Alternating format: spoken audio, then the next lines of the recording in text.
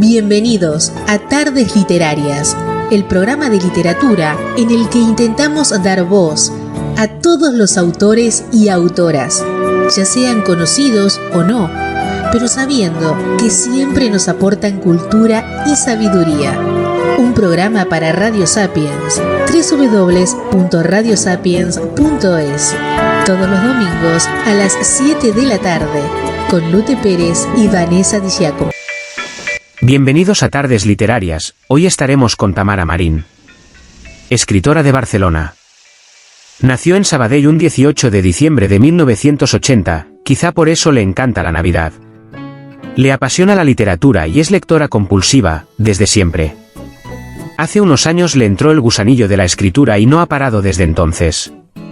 Escritora de Grupo Planeta, entre otras editoriales. Toda ella es una contradicción.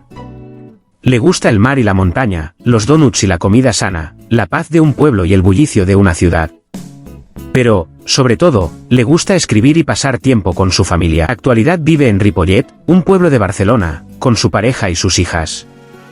Su nombre es Tamara, y desde 2019 se dedica exclusivamente a la escritura, su gran pasión. En la actualidad tiene 15 novelas publicadas.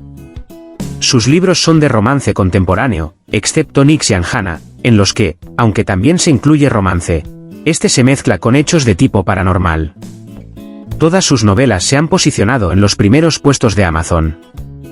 No soy una princesa, Despeínate, y Se acabó el juego llegaron al número 1 en tienda Kindle.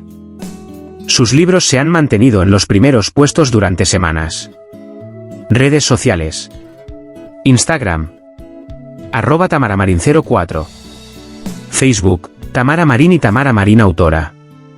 Twitter, TamaraMarin04. TikTok, Tamara.Marin04. Libros publicados. Haz que ocurra, 2017. No soy una princesa, 2018. Me quiero más a mí, 2018. Yo no soy de nadie, 2019. Despeínate, 2019. Nix, 2020. Anjana, 2020. Porque tú lo digas, 2020. 3 citas más una, 2021. Quédate, 2021. Yo me quedo aquí, 2021. Londres, Navidad y otros desastres, 2021. Sígueme el juego, 2022. Se acabó el juego, 2022. ¿Y si somos un amor de película, 2022? Con la música a otra parte, 2023, formación. Curso de narrativa con Juan José Flores, 2019. Curso de escritura con Juan José Flores, 2019. Curso de escritura creativa con Raquel Piccolo, 2019. Curso de ortografía y gramática con Cálamo y Cran, 2021. Taller de Kama Sutra, mejora tu puntuación con Cálamo y Cran, 2021. Curso de corrección profesional con Cálamo y Cran, 2022. Desde el 2018 dirige un club de lectura romántica en la biblioteca de Ripollet. Pues Tamara Marín, que soy yo, es una autora de novela romántica, que he publicado 27 títulos, que llevo escribiendo desde el 2016, publiqué mi primera novela en 2017 y ahora saldrá la última, ahora ha salido en octubre, el 9 de octubre. Pues eso, mis novelas son todas románticas, algunas llevan un poco de fantasía, otras son de época, alguna con una trama policial, pero en general la línea es novela romántica. He publicado con varias editoriales, con Planeta, con Penguin, Random House, con Ediciones Kiwi y el resto pues los he autopublicado yo.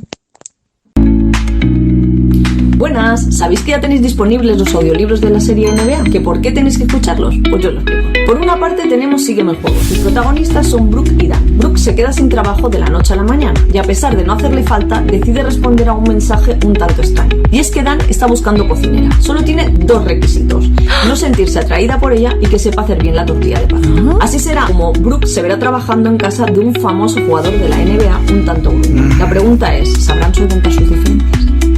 Después tenemos Se acabó el juego. Sus protagonistas son Jake y Liz. Liz es una periodista dulce e ingenua y Jake es un representante un tanto agresivo. De hecho, le llaman el depredador. Pero si creéis que esta es la típica historia donde el chico duro salva a la inocente chica, es que no me conocéis.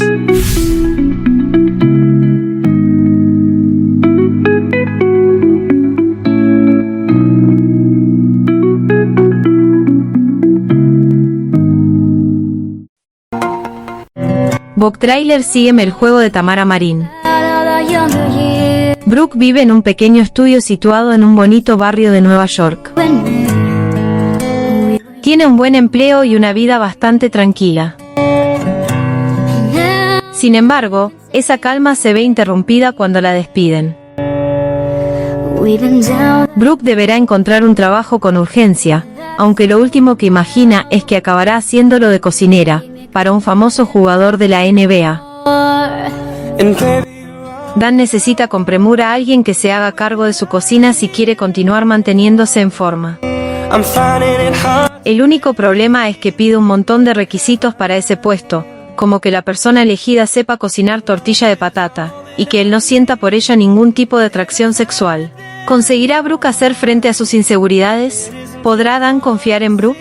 ¿Serán capaces de superar las diferencias que los separan? Book Trailer de Desenmascarando al Vizconde.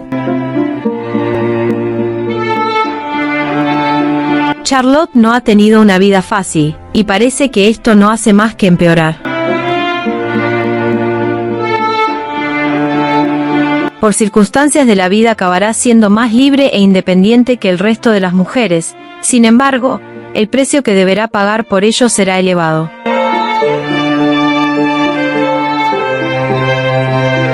El conde de Devon hace su esperado regreso a Londres con un único objetivo en mente: casarse, tal y como le prometió a su padre.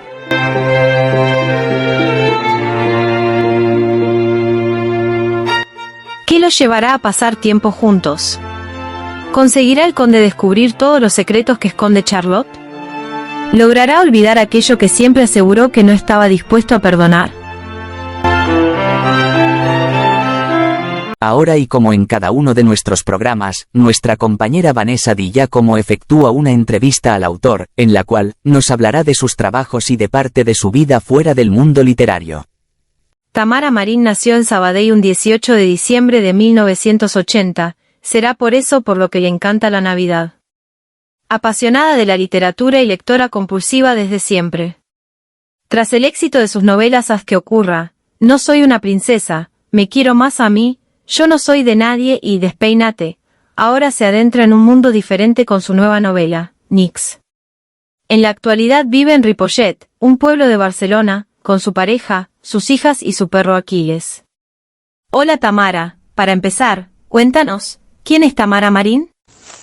Pues Tamara Marín, que soy yo, es una autora de novela romántica, que he publicado 27 títulos, que llevo escribiendo desde el 2016, publiqué mi primera novela en 2017 y ahora saldrá la última, ahora ha salido en octubre, el 9 de octubre. Pues eso, mis novelas son todas románticas, algunas llevan un poco de fantasía, otras son de época, alguna con una trama policial, pero en general la línea es novela romántica. He publicado con varias editoriales, con Planeta, con Penguin, Random House, con Ediciones Kiwi, y el resto pues los he autopublicado yo. Aparte de la escritura, ¿tienes algún hobby destacable del que te gustaría contarnos algo? Pues mi hobby va muy ligado a la escritura porque me encanta leer. O sea, yo creo que no le encuentro mucho sentido a una cosa sin la otra. Entonces yo he sido muy lectora desde siempre. Desde pequeñita no tanto, pero empecé con Agatha Christie y ya no fui capaz de dejarlo. Mi madre tenía como toda la colección de ella y empecé leyéndola y tuve un parón pues a los 18, 19 y luego enganché La sombra del viento y ya nunca más he dejado de leer. ¿Tienes alguna manía de escritora? ¿Algún ritual?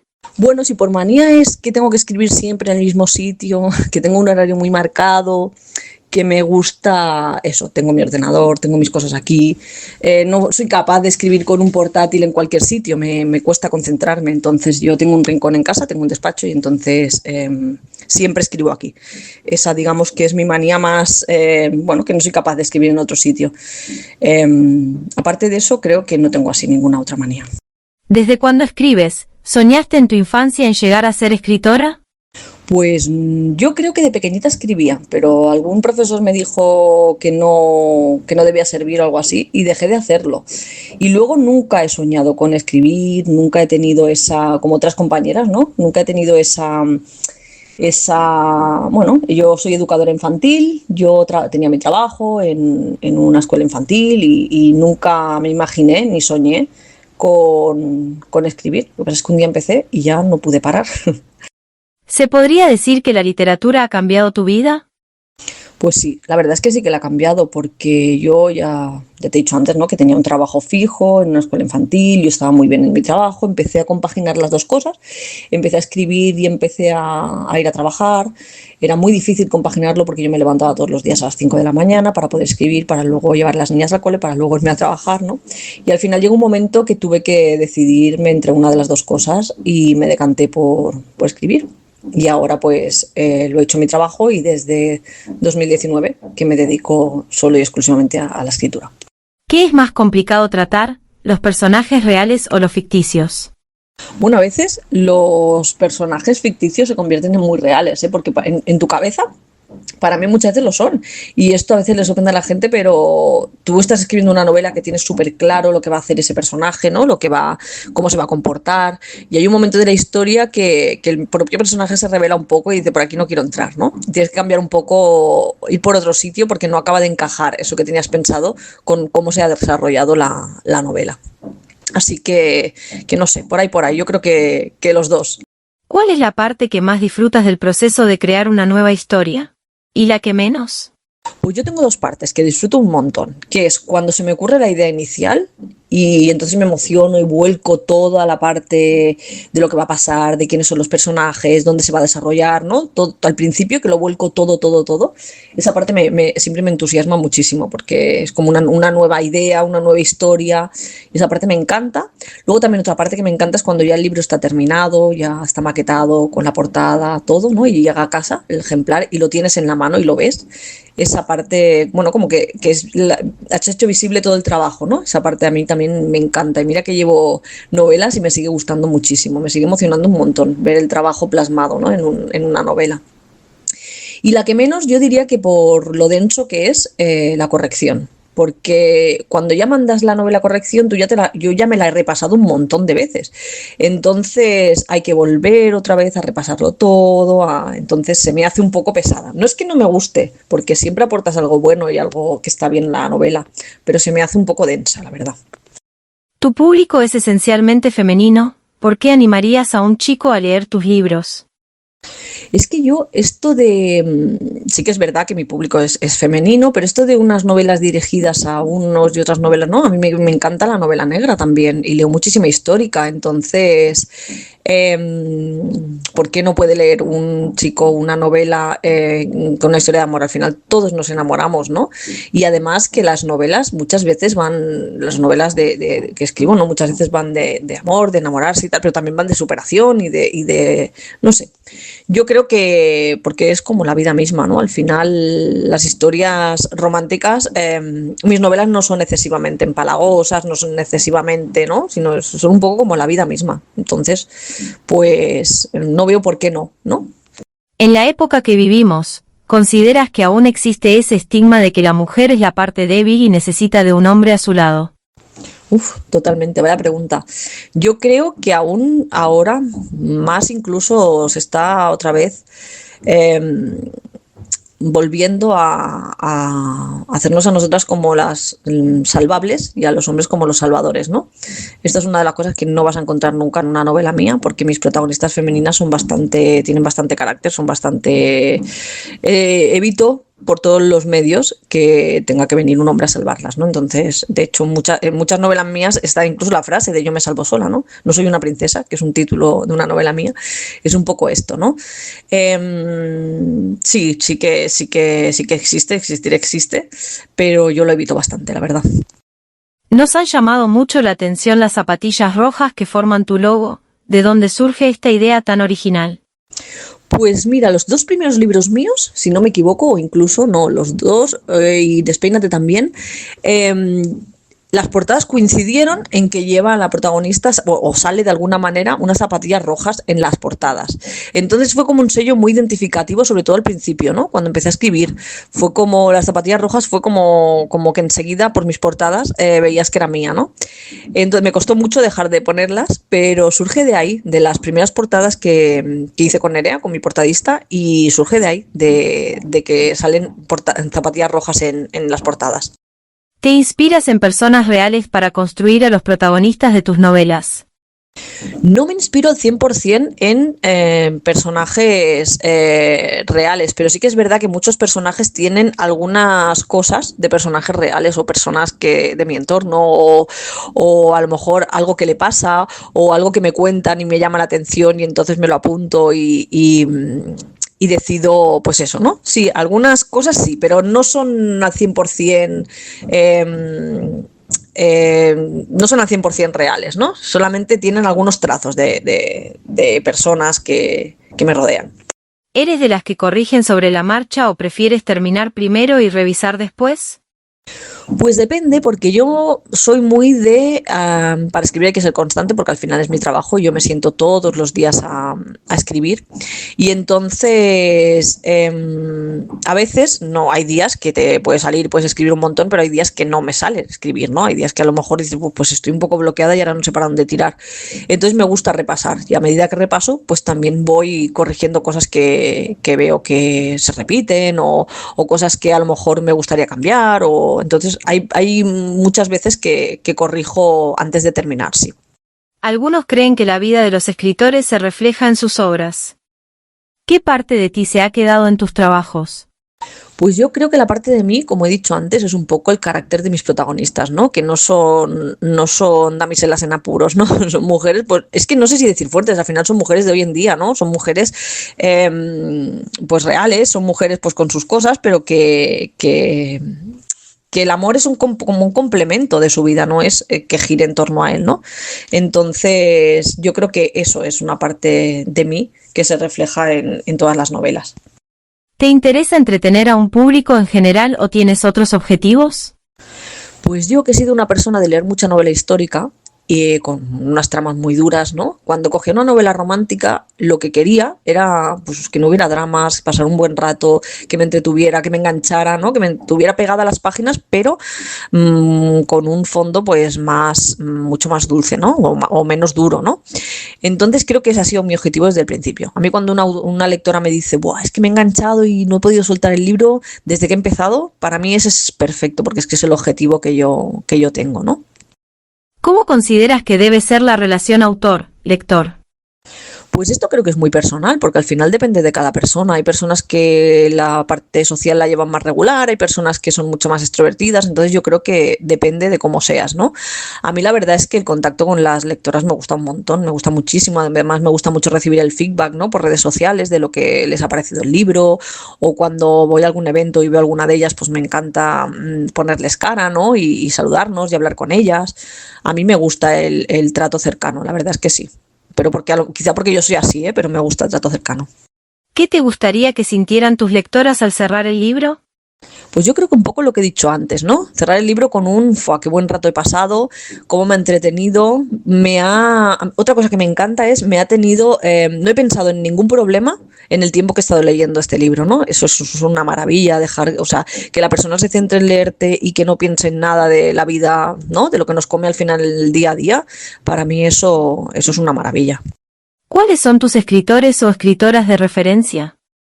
Pues no sé si de referencia, pero como yo leo tantísima novela histórica, pues me gusta muchísimo Almudena Grandes, por ejemplo, Paloma Sánchez Garnica, Julia Navarro o Dulce de Chacón, por ejemplo, La voz dormida es uno de mis libros favoritos. Entonces, no sé, tengo muchos, y leo muchísima mujer sobre todo.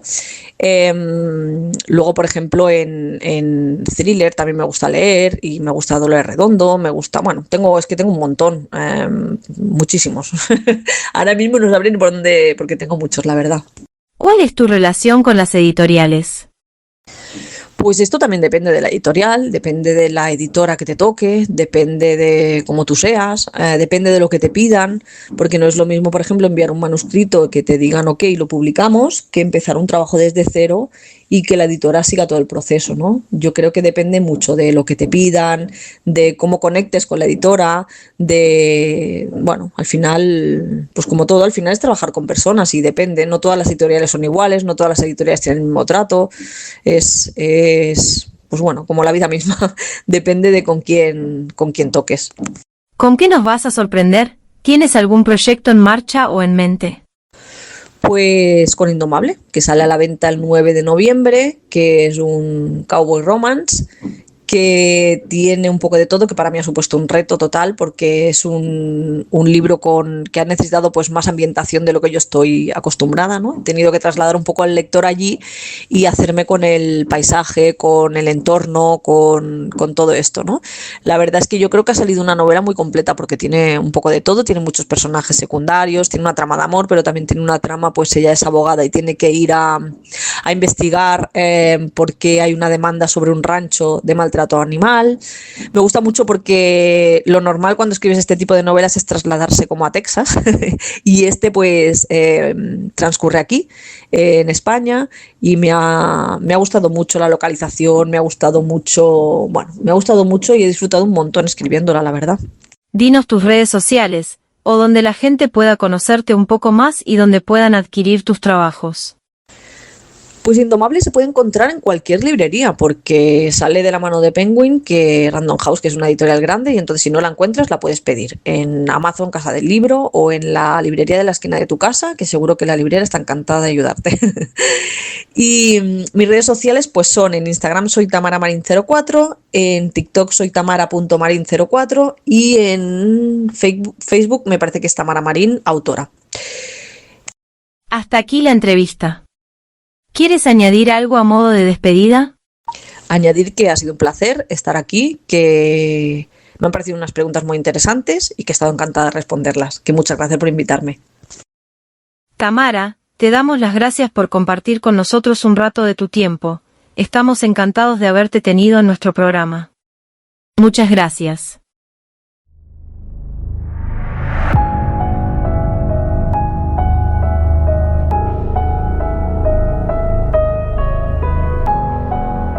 En un mundo donde la línea entre la realidad y el sueño se desdibuja, me encuentro atrapado en un coma, que me sumerge en un universo onírico lleno de misterio e intriga.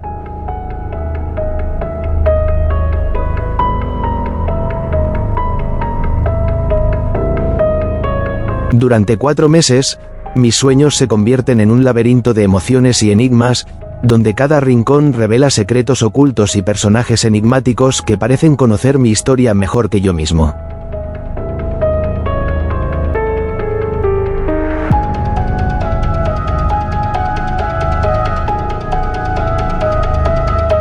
Sueños de un coma es una exploración cautivadora de la mente humana, donde los sueños se convierten en el escenario de una lucha por la vida y la identidad.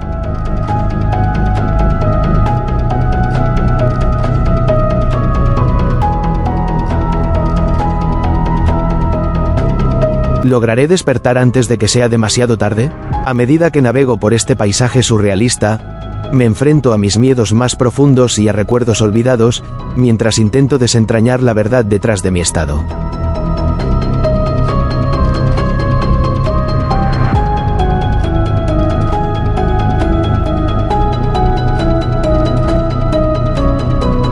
¿Son estos sueños una ventana a mi alma o una trampa de mi mente?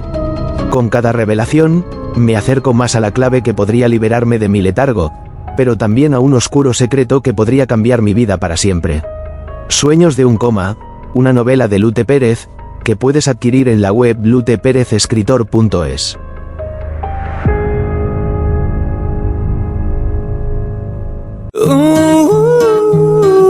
Book trailer de Con la música a otra parte. Por casualidades de la vida, Victoria tendrá que cenar con un famoso cantante que jamás le ha gustado. Odia lo prepotente y egocéntrico que se muestra, y lo que de verdad le gustaría sería que se fuera con la música a otra parte. Leo es un cantante de éxito que lo último que espera encontrarse, en la cena que le han preparado, es a alguien como Victoria. Por ello moverá todos los hilos que hagan falta para que sea su acompañante en la gira que está a punto de comenzar. Pero esta no es solo su historia. También es la de Aitana y Darío, el hermano mayor de Victoria, que no sabrá lo que tiene hasta que sea demasiado tarde. O tal vez no. Una novela que nos habla de la familia, de 5 hermanos y de cómo los sentimientos pueden cambiar sin apenas darnos cuenta.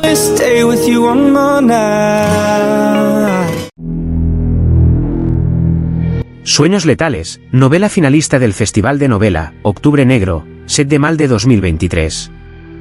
La novela nos habla de un enigma intrigante. 4 personas, sin conexión aparente, compartiendo un sueño perturbador. En las montañas de la Sierra Calderona, un antiguo y enigmático hotel se convierte en el epicentro de este enigma. Varios hombres que pernoctaron allí, aparentemente sin conocerse, experimentaron una pesadilla recurrente. En su sueño, un cuchillo ensangrentado con la cabeza tallada de un jabalí en la empuñadura los atormentaba. Pero lo más inquietante es que todos ellos terminaron muertos. La policía descubre 2 hechos significativos en común entre las víctimas: su estancia reciente en el mismo hotel y sus consultas al mismo hipnoterapeuta. ¿Qué extraña conexión los une? ¿Por qué este sueño los llevó al suicidio? David Gaspar, intrigado y desafiado, se sumerge en la investigación. ¿Qué secretos oculta el hotel? ¿Qué poderes oscuros se despiertan en las profundidades de la mente humana? ¿Y cómo puede un sueño mortal afectar a personas que nunca se han cruzado? Las respuestas a estos interrogantes imposibles desconcertarán tanto la mente como el corazón de David Gaspar. En su búsqueda de la verdad, se enfrentará a lo inexplicable y lo sobrenatural. ¿Será capaz de descifrar el enigma antes de que el cuchillo ensangrentado reclame otra víctima? Este misterio, tejido con hilos de suspense y enigmas, nos sumerge en un mundo donde los sueños y la realidad se entrelazan. David Gaspar, el detective de lo inexplicable, se apresura a desvelar los secretos ocultos en las sombras de la Sierra Calderona. ¿Estás listo para acompañarlo en esta escalofriante aventura? Puedes encontrarla junto al resto de sus novelas en la web luteperezescritor.es.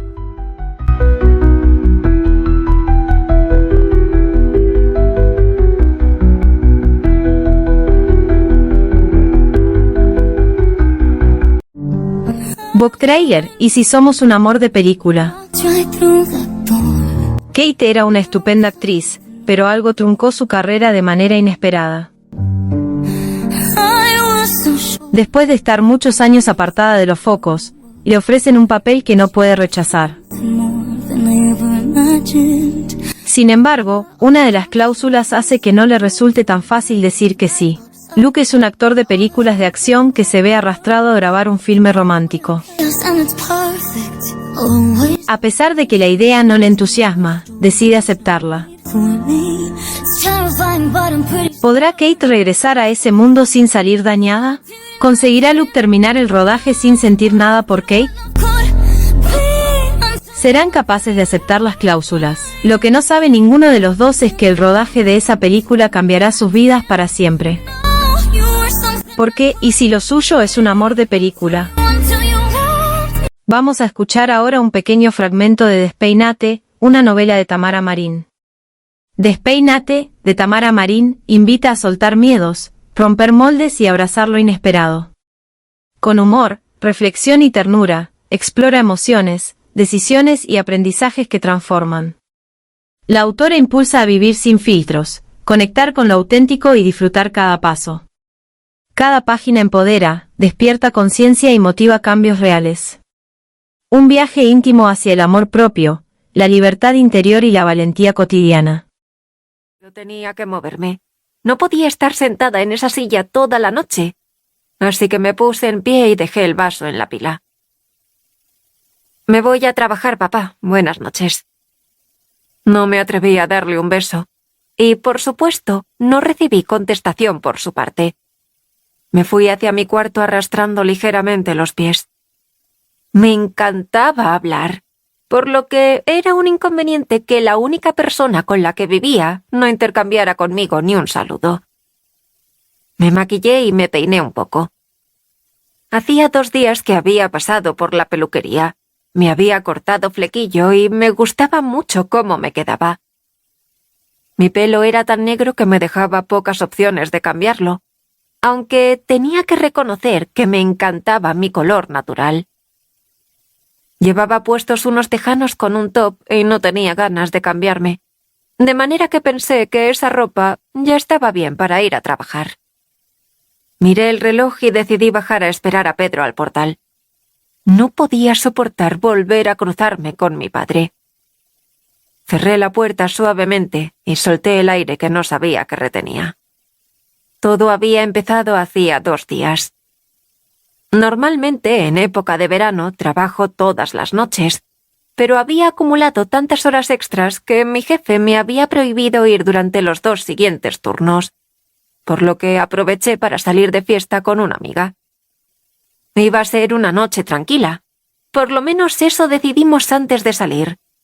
Aunque en cuanto vi el ritmo de beber que llevaba Vanessa, supe que no sería así. Le tocaba conducir a ella, por lo tanto no debía beber.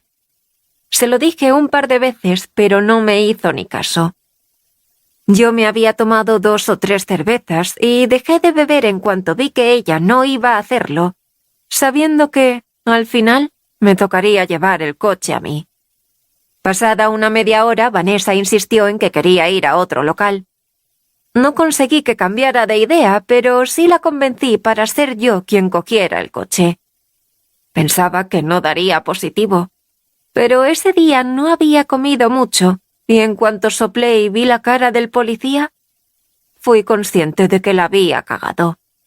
Blanes es un pueblo pequeño. En verano se llena de turistas, pero en invierno nos conocemos todos. Además, Juan, el jefe de policía, era amigo de la infancia de mi padre. Vamos, que le faltó tiempo para llamarlo y explicarle lo que había pasado. Después de un sermón de la hostia, mi padre había dejado de hablarme. Casi ni me miraba por mucho que yo había intentado defenderme.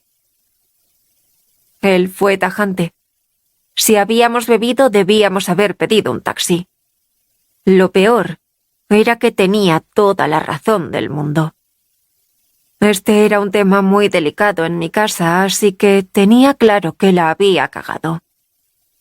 Solo esperaba que mi padre no le dijera nada a mi hermano. Después de esto, mi querido papá no me dejaba coger su coche, y aún menos mi moto, así que ahora tenía que depender de que alguien me llevara al bar de copas donde trabajaba. Pedro se había ofrecido voluntario.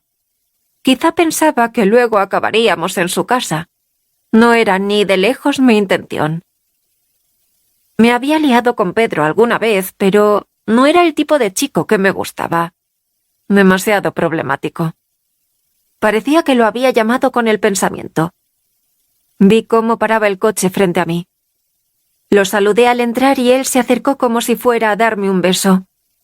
Giré la cara y comprendí que no iba nada desencaminada al pensar que él querría algo más.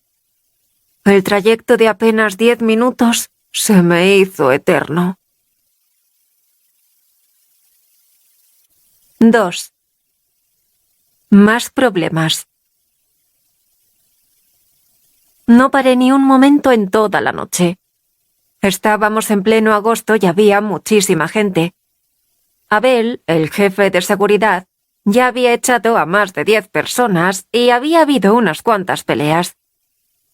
Pero yo estaba muy atareada ya que trabajar detrás de la barra era un no parar. Llevaba unas cuantas horas sirviendo copas cuando le pedí a un compañero que me cubriera. Necesitaba ir al baño. Caminaba por el pasillo pensando en mi padre y en que... La rubia. Justicia en la red.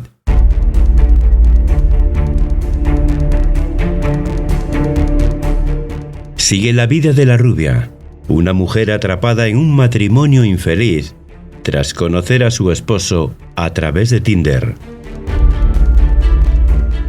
La relación inicialmente apasionada se deteriora rápidamente, convirtiéndose en una cárcel emocional para ella.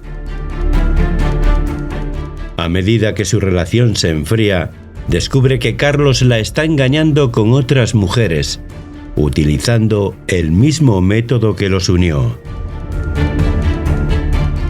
Desilusionada y enfurecida, la rubia comienza a tramar una venganza que va más allá de su relación personal. Decide castigar a hombres que, como su marido, abusan de su poder y manipulan a mujeres vulnerables a través de citas en línea. Su modus operandi es sencillo, pero efectivo: seducir a estos hombres, exponiéndolos a sus propios juegos, y luego asegurarse de que nunca más puedan hacerle daño a otra mujer.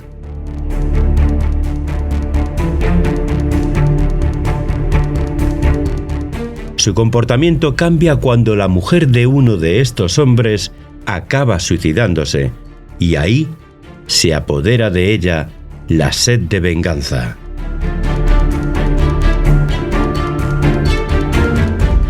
Con cada acto de venganza, la rubia se enfrenta a dilemas morales y emocionales. La línea entre justicia y asesinato se difumina, llevándola a una espiral descendente de violencia y paranoia. A medida que se adentra en un territorio cada vez más peligroso, la tensión sube cuando un astuto detective, David Gaspar, empieza a seguir sus pasos.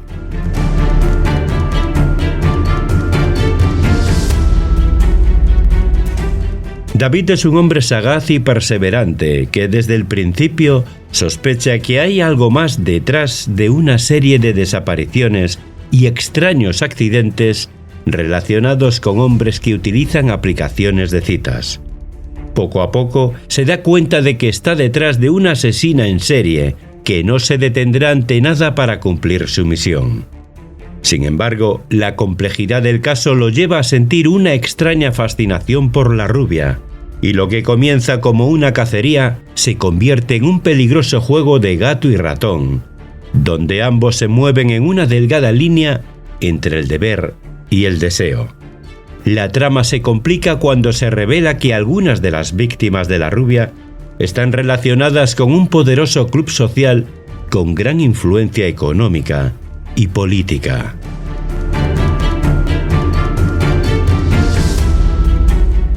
Esto agrega un elemento de intriga y corrupción a la historia y eleva la tensión y el riesgo para los personajes. En general, La rubia, Justicia en la red, es una novela que combina elementos de suspense, thriller y drama, con una protagonista compleja y multifacética que desafía las normas de la sociedad. La historia es emocionante y llena de giros inesperados y explora temas relevantes de empoderamiento, traición y la complejidad de la moralidad en un mundo donde las relaciones son más complicadas que nunca.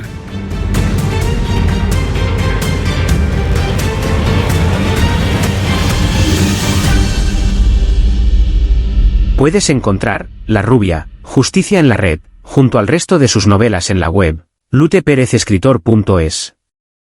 Vamos a escuchar ahora un pequeño fragmento del audiolibro Se acabó el juego, una novela de Tamara Marín. Prólogo. Jake. 25 años antes. Tenía frío. Llevaba en la calle más de 7 horas y no había cogido chaqueta. Estaba empezando a chispear, así que me guarecí bajo un saliente porque lo último que me apetecía, con el aire helado que corría, era mojarme. Me acurruqué en una esquina sin pararme a mirar la porquería que debía ver en el suelo. Con mi menudo cuerpecito de 7 años, pude acomodarme más o menos bien, si no fuera por el maldito frío. No recuerdo en qué momento me quedé dormido, pero alguien me despertó zarandeándome y me asusté tanto que di un grito. Aunque un chillido en mi barrio, por muy fuerte que fuera, no despertaba el interés de nadie. Dice tu madre que subas. ¿Pero qué? Como lo hagas con las manos vacías, no entras. Antes de irse, y como yo esperaba, me dio un guantazo que hizo que mi cabeza se golpeara contra la pared. Me mareé ligeramente. No tuve claro si fue por el golpe o por el hambre. Tuve que pararme a pensar cuándo fue la última vez que comí algo. Hacía 2 días, aunque tampoco estaba seguro. Al levantarme me percaté de que había dejado de llover, así que me dirigí a un lugar que conocía muy bien y que hubiera preferido no pisar en mi vida. Caminaba despacio porque no deseaba llegar allí, pero por otra parte, estaba tan cansado que quería hacerlo cuanto antes para poder meterme en mi cama y dormir algo. Me paré frente a la puerta, llamé al timbre y subí las escaleras de un edificio casi en ruinas. Él me estaba esperando fuera. Yo jamás entraba. Dile a tu madre que me debe lo de las 3 últimas veces, y que ya no me sirve lo de que me pague con un polvo de mierda. Para eso puedo encontrar las más jóvenes. Iba hablando mientras entraba en el piso, y yo esperaba en la puerta. Normalmente no miraba, no quería ver lo que ese tío hacía en mi casa, pero esa vez sí eché una ojeada. Hubiera preferido no hacerlo. Una niña que como mucho debía de tener 5 años más que yo, estaba tumbada en un camastro. No se movía. Yo no sabía si estaba dormida, inconsciente o muerta. Tenía el cuerpo lleno de moratones, y me dieron ganas de entrar y sacarla de allí. Pero llevaba viviendo en ese maldito lugar el tiempo suficiente como para saber que, aunque lograra llevármela, no serviría de nada. Él se puso delante, haciéndome salir de mis pensamientos y tapándome la visión de la niña. Dile a tu madre que si no paga, tendré que buscar otra manera de cobrar.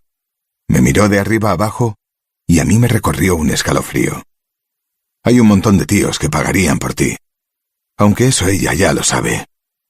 Me pasó la mano por la mejilla y me aparté con brusquedad. Agarré la bolsa que llevaba en la mano y salí corriendo. Mientras me alejaba, pude oír su risa. Al entrar en mi casa me percaté de que mi madre continuaba en la cama, pero nada más oírme llegar me llamó. ¿Me has traído eso? Su voz sonó estridente.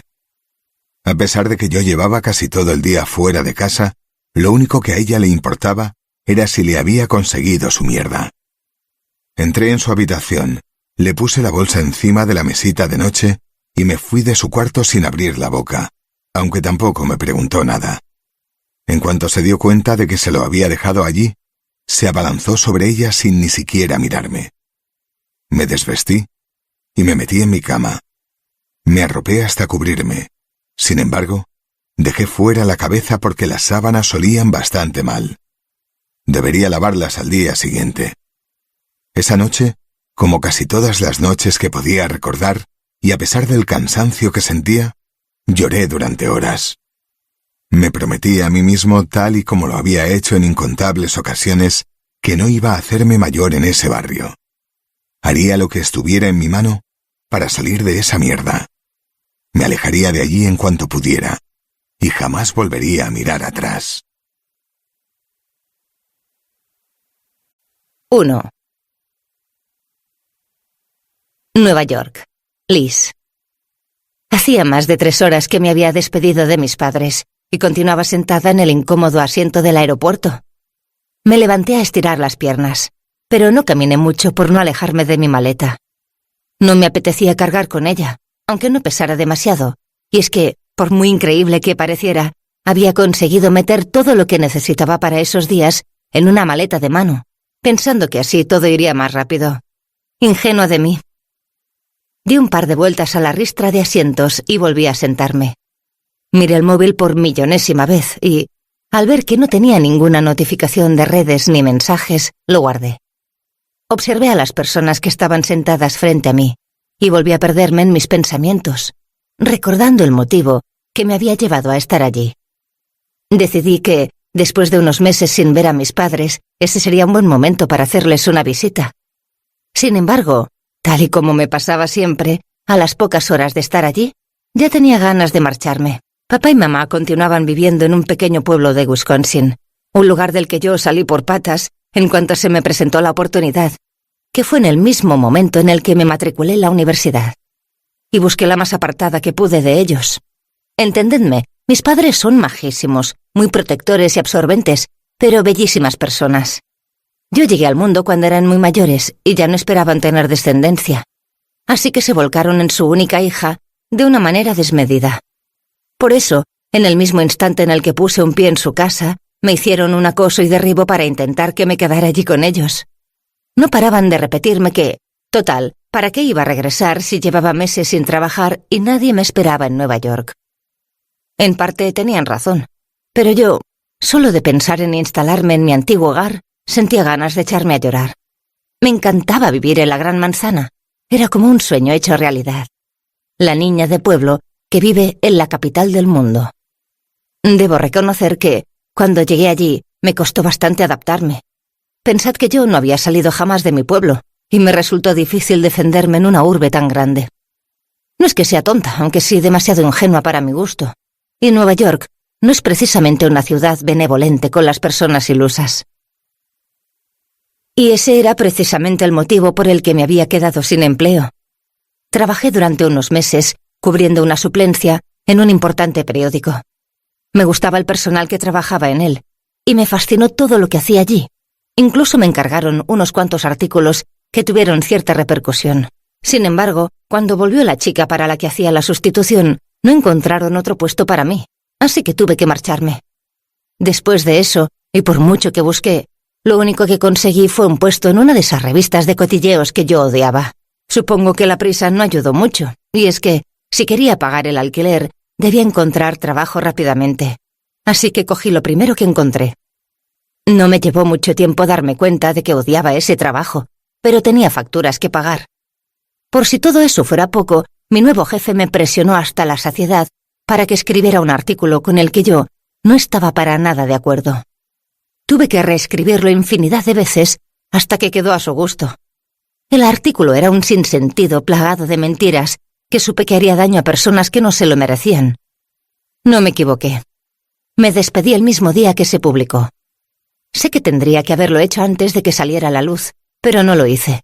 Y en esos momentos estaba pagando las consecuencias, porque una de las personas a las que hice daño fue a un famoso jugador de la NBA, y su representante, Jake, me citó en su despacho casi antes de que la revista llegara a los kioscos. Decir que Jake era una persona que me intimidaba sería el eufemismo del año. Imaginad que metéis en una habitación a una pantera hambrienta y a una ratoncita asustada. Pues esa era la mejor comparación para definirnos a Jake y a mí. Después de hablar con él, más bien yo me limité a escuchar y él a dar órdenes, me dejó claro que, si quería volver a trabajar en Nueva York, tendría que hacerlo en cualquier restaurante de comida rápida, porque no habría ni un solo periódico o revista que volviera a contratarme. Pensé que exageraba. No lo hizo. Todas las puertas a las que llamé a partir de ese momento, todas las entrevistas que hice, acababan igual. Yo no podía creer cómo una sola persona tenía tanto poder. Me recorrió un escalofrío al pensar en él. Llevaba muchos días dándole vueltas a que tarde o temprano tendría que llamar a su puerta y suplicar clemencia, y el simple hecho de volver a meterme en su despacho me causaba pavor. Sacudí la cabeza y me percaté de que acababan de nombrar mi vuelo. Me levanté de un salto y casi corrí hasta la cola que ya se había formado en la puerta de embarque. Nunca entenderé por qué la gente hace cola cuando tiene los asientos asignados. No obstante, esa vez tenía tantas ganas de llegar a casa que yo también me puse en la fila. Y es que hacía muchas horas que ese avión debería haber salido. Una tormenta retrasó todos los vuelos con destino a Nueva York, aunque por lo visto ya estaba arreglado. Al tomar asiento, suspiré aliviada. Por fin volví a casa. 2. ¿Qué es ese ruido? Liz. Había tanto tráfico que el taxi tuvo que dejarme un par de calles más abajo de mi apartamento. Si bien la tormenta había pasado, continuaba chispeando, así que abrí el paraguas y apreté el paso. Cuando apenas me faltaban 100 metros para llegar, oí un sonido peculiar que no supe identificar. No le di mucha importancia porque, con el ruido de los coches y de la lluvia, probablemente no fuera nada. Pero no había dado 2 pasos más cuando volví a oírlo. Me paré y miré a mi alrededor. Otra vez. Tuvo que sonar un par de veces más para percatarme de que provenía de uno de los contenedores de basura que había a mi izquierda. Me acerqué con mucho sigilo y temor. Al asomarme, vi una minúscula cabecita con 2 enormes orejas que me miraba con adoración. Solté una maldición. No era yo de decir muchos tacos, pero no pude evitarlo porque tuve claro lo que pasaría a partir de ese momento. Saqué al cachorro del cubo de basura y lo acomodé dentro de mi chaqueta. Me puso chorreando el suéter, aunque no me importó. El diminuto perrito tiritaba tanto que me asusté, por lo que aceleré el paso para llegar cuanto antes a mi casa. No lo pensé. No lo medité. No barajé ni lo complicado ni los inconvenientes que supondrían para mí tener un perro. Y, por supuesto, no se me pasó por la cabeza llevarlo a ninguna protectora. En cuanto ese cachorro posó los ojos en mí, yo supe que estaba perdida. Lo primero que hice al llegar a casa fue coger un par de toallas y secarme mientras me dirigía a la ducha. Bañé con agua caliente al pobre animal, que olía fatal. Para enjabonarlo usé mi propio gel del cuerpo. Esperaba no dejarlo sin pelo por eso. La verdad era que nunca había tenido un perro y no entendía mucho de sus cuidados. Cuando estuvo bien seco, me quité yo la ropa húmeda. Me puse un pijama calentito y fui directa a la cocina. No sabía cuánto tiempo llevaría el perro allí, pero estaba convencida de que tendría hambre, así que me preparé algo para mí y para él. Al subir las escaleras descubrí que era macho. En cuanto se acabó de comer lo que le había puesto, el minúsculo animal se hizo una bolita en mi sofá. Me acerqué a él y lo tapé con una manta. Por lo menos, había dejado de temblar. «Tendré que buscarte un nombre», hablé en voz alta y él alzó la cabeza y las orejas. Siempre he querido tener un perro, aunque, si te soy sincera, en mi imaginación eras mucho más grande, y el nombre que yo pensé no te pega nada. Aquiles suena demasiado fuerte para un perrito tan chiquito como tú. El cachorro meneó la cola y me miró con curiosidad. «No me digas que te gusta», pregunté como si él pudiera entenderme, y para mi sorpresa, soltó un pequeño ladrido. «Pues adjudicado. Aquiles será tu nombre». Habían pasado 3 días desde que volví de casa de mis padres y en esos momentos acababa de salir de otra entrevista. Me sentía contenta porque la chica que me la hizo dio la impresión de estar encantada con mi currículo. Incluso me contó que le parecía la persona idónea para el puesto. Así que no pude evitar caminar de vuelta a casa con una enorme sonrisa en la cara. Tenía algo ahorrado y mi casera me había ajustado el precio del alquiler. Un gesto que la honraba, si teníamos en cuenta que el maldito artículo que publiqué en aquella revista iba sobre ella. Sin embargo, el dinero se me estaba escurriendo con demasiada rapidez y no sabía cuánto tiempo más podría aguantar así. Debería pensar seriamente en ponerme a trabajar de camarera en algún local. Pero todo mi cuerpo se rebelaba ante esa idea, no porque pensara que aquel trabajo fuera malo. Estuve años haciéndolo mientras me sacaba la carrera, sino porque me negaba a no poder ejercer mi profesión porque un desalmado. No me gustaba decir tacos ni siquiera en mis pensamientos. Lo mío era para hacérmelo mirar. Me estuviera haciendo la vida imposible. Casi había llegado a mi apartamento cuando me sonó el teléfono. Salía un número desconocido, pero lo cogí de todas maneras. «Hola», saludé. «¿Es usted Liz Scott?» «Sí, soy yo». «Mire, le llamo del periódico en el que acaba de hacer la entrevista. Sintiéndolo mucho, hemos encontrado a otra candidata que encaja mejor en el puesto». Cerré los ojos y suspiré. «Ya, claro. No tendrá nada que ver en esa decisión Jake Harris, ¿verdad?» Me arrepentí de hablar en cuanto las palabras salieron de mi boca. La persona que me hizo la entrevista no tenía la culpa de nada, y posiblemente no sabía qué le estaba contando, y posiblemente no sabía de qué le estaba hablando. Perdón, no debí preguntar. Simplemente es que me he hecho ilusiones y pensé seriamente que el puesto iba a ser mío. Me lamenté. «Verás, Liz, no debería decirte esto, pero si fuera por mí el empleo sería tuyo. Sin embargo, he recibido órdenes de arriba y ahí tengo las manos atadas». «Lo entiendo, no te preocupes. Tampoco puedo contarte más porque no me han dado mucha información». «Muchas gracias por todo». Por más ganas que tuviera de romper algo, debía ser educada. Aquella chica no era la responsable de nada. «A ti». Cuando colgué el teléfono, estuve a punto de soltar un sollozo. Mi vida profesional parecía acabada cuando apenas había empezado a despegar. Con los esfuerzos que tuve que hacer para sacarme la carrera. Recordé las noches sin dormir, los trabajos de fin de semana, no poder hacer nada porque tenía que ahorrar hasta el último dólar.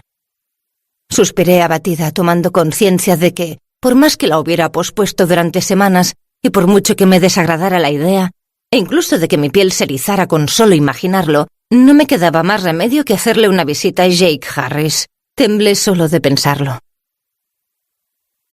3. Un día de perros. Jake. Menudo día llevaba. Últimamente todos eran de infarto, pero ese estaba resultando realmente horrible. Me recosté en el sillón de mi despacho e intenté calmarme. Miré a mi alrededor y dejé escapar el aire. Eso siempre conseguía tranquilizarme. El control que tenía sobre aquel lugar, darme cuenta de todo lo que había conseguido, de hasta dónde había llegado, hacía que me sintiera bien. Ser el mejor representante de la NBA de Nueva York no estaba nada mal para un tío que se había criado en uno de los peores barrios de la ciudad, con una madre drogadicta y alcohólica que era capaz de hacer cualquier cosa por conseguir un poco de lo que fuera que le hiciera desconectar. Lo único bueno, y que hoy por hoy aún me cuesta entender, fue que, milagrosamente, mi madre nunca vendió mi cuerpo a ningún camello ni a ningún cliente suyo, como hacían la mayoría de las madres con sus vástagos en ese entorno. Siendo todavía casi un niño, me puse a trabajar descargando camiones o en empleos que requerían esfuerzo físico, pero que estaban muy mal remunerados. La mayoría de las veces ni siquiera me pagaban. Yo era un crío de 10 años que nada podía hacer si un adulto decía no darme el dinero que habíamos pactado cuando terminaba el trabajo. Sin embargo, encontré un camionero que debió apiadarse de mí, porque, aunque me pagaba una miseria, siempre cumplía con lo acordado. Conseguí engañar a mi madre y pasarle solo una parte de lo que ganaba. El resto lo fui guardando durante años y con eso pude pagarme el ingreso en la universidad y largarme de mi barrio en cuanto reuní lo necesario para alquilar una habitación en un piso. A medida que crecía resultaba más fácil porque, a pesar de la mala alimentación, el ejercicio físico hizo que mi cuerpo cambiara, y al ir cumpliendo años dejaban de engañarme con tanta facilidad. Hasta que un día, cuando acababa de cumplir los 16, me peleé con un tío que no quiso pagarme, y aunque pesaba 2 veces lo que yo, conseguí darle una paliza. La voz se corrió, y a partir de ese momento todos me pagaron rigurosamente por lo que trabajaba. Hasta aquí el programa de hoy, volveremos la próxima semana con otro autor o autora, que nos contará todo sobre su trabajo. El país sin gente. Un día, sin previo aviso, el pueblo entero decidió marcharse. No hubo guerra, ni gritos, ni proclamas. Simplemente, se fueron. Las calles quedaron vacías, los mercados en silencio, los ministerios sin eco. Los gobernantes despertaron como siempre. El presidente con su agenda, los ministros con sus discursos, los policías con sus órdenes. Pero al salir a la calle, solo encontraron viento. Intentaron gobernar igual. Firmaron decretos que nadie leyó. Subieron impuestos que nadie pagó. Dictaron leyes que ya no tenían destinatarios. Las cámaras del Parlamento siguieron grabando. Pero no había aplausos, ni oposición, ni prensa. Solo el zumbido eléctrico de una institución gobernando la nada. Sin ciudadanos, el país perdió sentido. Los mapas aún mostraban su nombre. Las banderas aún ondeaban. Pero era una soberanía sin alma. Un poder sin propósito. Una voz hablándole al vacío. Entonces comprendieron, aunque ya era tarde, que un país no es un gobierno, ni una frontera, ni una moneda. Un país es su gente. Sus risas, sus errores, sus sueños, su resistencia, su memoria. Y cuando la gente se va, el país no queda dormido, muere. No por falta de poder, sino por falta de vida.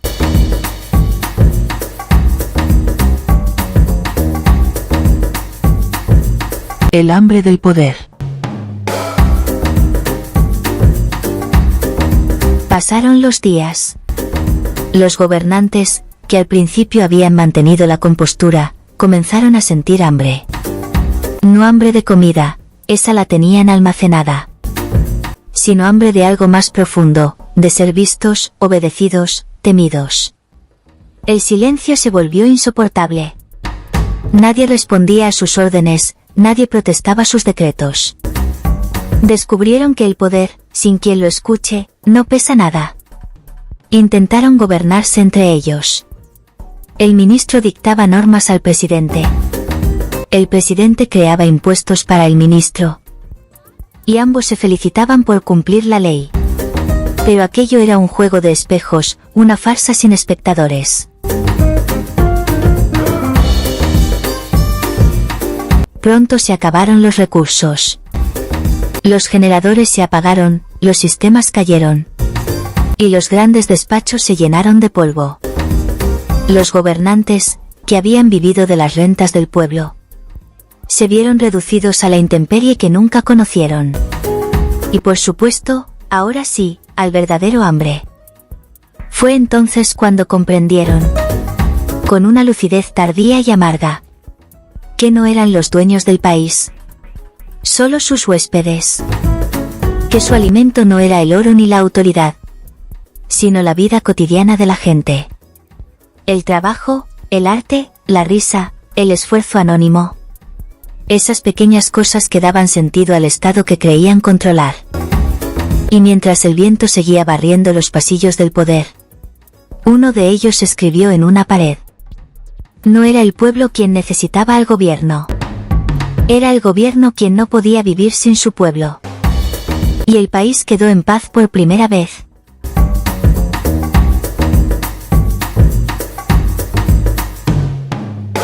Nos seguimos leyendo, escuchando y compartiendo. Sencillez-y-orden.es. Les sugerimos entren a las siguientes plataformas tecnocientíficas activas de ámbito internacional: radiosapiens.es y revistanube.com. Actualidad y máximo rigor científico, cultural y divulgativo.